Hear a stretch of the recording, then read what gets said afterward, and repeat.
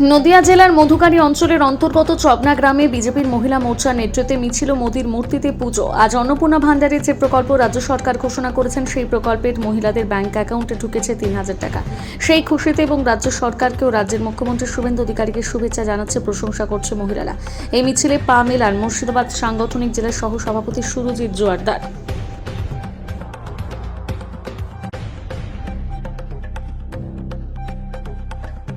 অন্নপূর্ণা ভান্ডার আমাদের সরকার আনবো বলেছিল, সেই অন্নপূর্ণা ভান্ডার আজকে আমাদের করিমপুর ৪ নম্বর মণ্ডলের মহিলা কার্যকর্তারা পেয়ে খুশি এবং মিছিল আকারে গ্রাম পরিক্রমা করছেন মহিলা মোর্চার নেতৃত্ব এবং সকল মা ও বোনেরা।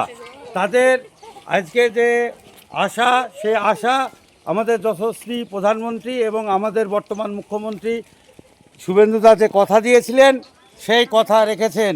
এই আনন্দে আজকে করিমপুর ৪ নম্বর মণ্ডলে বিরাট মায়েদের মিছিল। ভারত মাতা কি, ভারত মাতা কি, জয় শ্রীরাম, জয় শ্রীরাম, জয় শ্রীরাম, জয় শ্রীরাম। ভিডিওতে তোকে রেখে দিয়েছি ফোন। সামনে বড় ঠিক ঠিক ঠিক ঠিক ঠিক আগাম।